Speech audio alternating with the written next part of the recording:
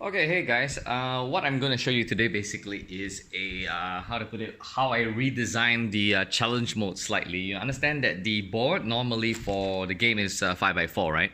And the other thing you notice is that right now we have all the cards laid out in a 3x5, a 5x3 grid. Now, there's a reason why. This is a very specific scenario in the prison reality. And the reason why I'm doing this is because quite a few players have fed back to me that, hey, if you play the game in casual mode and then you want something really different, they don't want to be doing the same thing just with a simple environment rule. So I actually really looked at it and realized that I'm quite proud of the game design, okay, if I don't mind saying so. It took me a lot of math. But what I'm really trying to say is that the same game can be reused for so many different kinds of environments using the same components. And there's no complicated setup with miniatures. There's not a lot of prep. So this is how I'm going to lay out this particular scenario. Let me explain the story. Now, in this case, 3 characters. Let's call them the policeman, the spy, and the mob boss. Now, this scenario which I'm painting up for you is actually meant for 3 players. You can play with 2 or even solo. It'll be a bit hard. Now, this is what happens. This video also assumes that you already know how to play the basic version of simulation theory, just with a couple of additional rules. Okay, firstly, you can only use these 3 guys. So whoever ascends to this reality, just pick these 3 characters and we'll proceed from there. I'm just going to put these to the side here, yeah? And next, let's take these 3 dice. I need to remind you that even though these cards look like kind of poker cardish, right?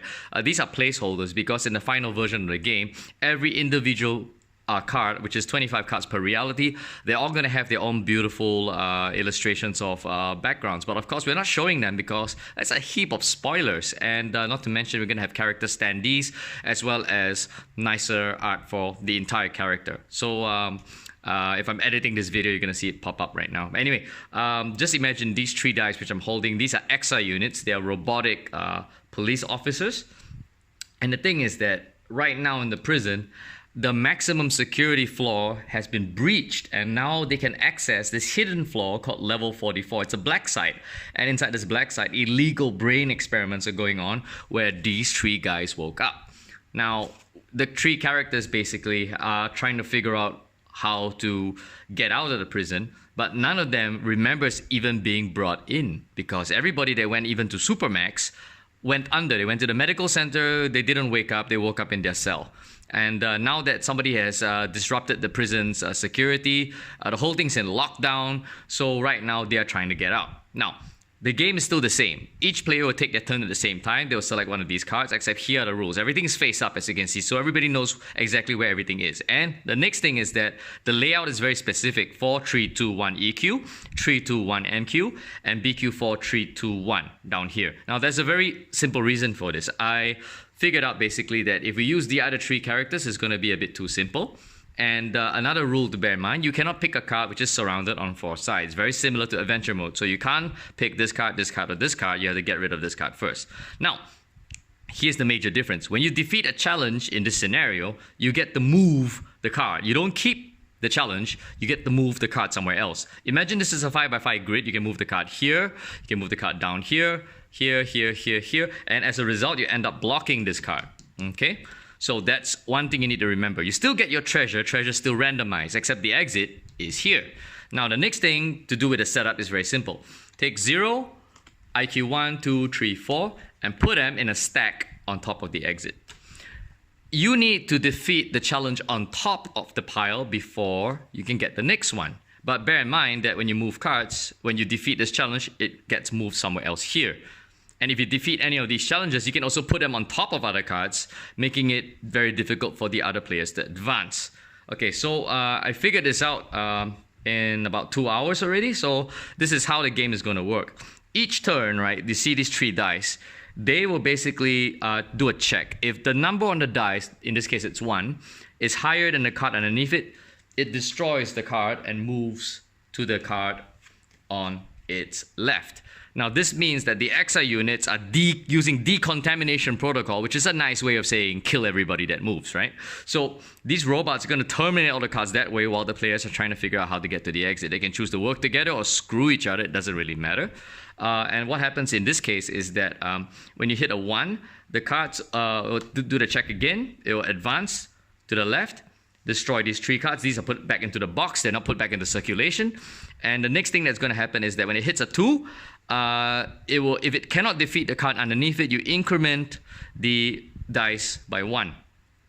Okay, and then the next turn you do the check. Okay, this number is the same or equal to the dice, and you remove the card and you move it to the left, but you reset it to 1. Gets destroyed, reset to 1, gets destroyed, reset to 1. And what happens after this basically is that this now will take 3 turns for it to increase before it moves on there. And of course, when any of these 3 EXA units reaches and destroys the last row, any card in the last row, all the players die. Okay, and that's basically the end of that scenario. So let me just try to quickly emulate what I'm trying to do here. Okay. So for simplicity, I'm just going to play using 1 player just for demonstration purposes. Let's say I'm the police officer, okay? And I'm going to put my character card here so you can see the stats. And I'm going to use this paperclip as a marker on how to play this game. So at the start, basically, I'm going to choose, let's say, 1 EQ and come here, okay? I'll take this and move it over to here. That's what I'm going to do, okay? So then the robots take their turn because my turn's over, right? The players all go first, then the robots move. So this guy defeats his and jumps to that card because you just move to the left, and these 2 are defeated, and we'll put that aside. Okay, so now it's my turn again. How am I going to save myself? If I keep digging here, this guy's going to be here in 1, 2, 3, 4, 5, 6 turns is going to be here. So I think my next move will be to try to supplement this one. So as you can see, the policeman has 4 MQ, but I cannot touch any of these 2 cards because they're still surrounded, right? So what I'm going to do is I'm going to get rid of this 2 BQ. Okay, so I can do that because he's got 3 BQ over here. So I get rid of this and I move this over to here. Okay, so what happens next is that the robots advance. Okay, this advances here, this is destroyed, comes over here. Now this one, he has to increase by 1. Oh wait, did I just blow that up? Yeah, I didn't. So he increased by 1, this is destroyed, and that'll be the EQ2 card. Okay, so on my next turn, I'm now going to try to remove the 0. Put this 0 here, just to waste this time. So now we do the check. This blows up. This increases by 1. This increases by 1. Okay? So now, I'm going to take the next turn. Okay, I'm going to basically move this card onto that, because that's not going to last forever, and I cannot put cards on top of this because the robot's standing on it, right? So I'm going to come back here again with my 2 IQ, beat that, okay? Oh, I forgot to take treasure. Doesn't matter. So I took 3, I forgot to give myself treasure. Sorry guys, bad demo, haha. So let's just say I took that, and I took that, okay? And 1 more. So I have enough stats basically to overcome any of the cards on the board right now. So basically the treasure becomes more or less irrelevant, but let's just keep going. So my next turn, I'm going to land on the 2 IQ. I'm going to move that over to here. Okay. And the next thing is the robots go. 2 beats the EQ, so it defeats this card. It comes over to its left on a value of 1. 2 defeats 2 MQ. If you're wondering, the robots basically have the same score as every trait, and of course the players can't interact with the robot. Otherwise, this scenario will be a bit too easy. So this increases to 3. All right. So now after this, I'm going to try to, this is only going to last 1 more turn before he comes over. So I need going to put this over here. But if I do that, this card is 3, so he basically has 3 more turns for me to dig. Do I have 3 more cards here? I can do it. So do I have 3 IQ? See, no, I don't. So actually, I need treasure now. So what I'm going to do now is I'm going to hop over to, let's see. I'm going to have to beat that and throw that over here. No, that's not good. Okay, I'm going to have to do that. I'm going to have to beat this. Throw this over there. Get a treasure. I don't need BQ. That's bad. Okay, so this advances over here. and resets to 1. This advances to 3, increases the dice value. This gets defeated. See, this is a lot more fun with multiple players, but I'm just trying to show you the mechanics here. Then what happens next is I'm going to try... I cannot do things here anymore. So I'm going to basically defeat the 2 IQ and put it over here. Get myself a treasure. Where's the treasure pile? 2 IQ, fantastic. So I can come back now. So this robot advances to 2. This robot defeats that. This robot defeats that.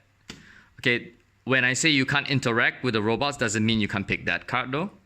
So I'm going to blow that up now.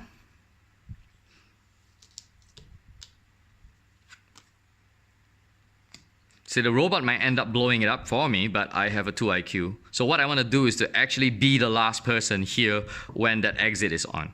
So let's resolve the robots again. So robot is now 3. Robot is now 2. And I already did that, did I? Yeah, I did. Okay, so next turn. I am coming back. I don't want to be here because that robot's going to blow up this card. So I'm going to be... do I have a high enough EQ? No, I don't. So do I have BQ? Yes, I certainly do. If I blow up this BQ, I'm screwed because that's going to happen, right? So what I'm going to do is I'm going to throw myself to this IQ, moving it over here. And then now we resolve the robots again. So the robots kill that card. This becomes a 4 because it cannot kill the IQ yet. And this becomes a 3. Okay, so now this is a pretty difficult situation. If I land here, the robot will resolve to 4 and it'll blow up the EQ. See the problem? If I blow up this BQ, I'm dead instantly. So what am I going to do? See, I can purposely miss. That's right, you can still miss. So what I'm going to do is that I'm going to hit this with EQ on purpose so that nothing happens to me. Then we resolve the robots. First, the robot kills this top card. Right? But it's still a 3, which is not good. And this robot kills that card because it... Oh, sorry, it doesn't. It increments to a 4. What am I doing? There's not enough coffee. Hang on, guys. It fell on the floor. Okay. This comes a 4. And what happens here is that this robot blows up this card, leaving it on the exit. And as my final move, I hit the exit. And what happens? The policeman finds a hole in the wall. And thinking that this wall is a bit hollow, he can get his way out of the prison. But as he breaks through the final crack, he basically busts through that wall, thinking that it's a retaining wall to the outside. What happens is that beyond he sees a great gulf, like outer space. And at the other end of that huge black gulf is a wall of writhing grey tentacles. And on that wall, a single eye opens. There you go, guys. That's the end of that scenario.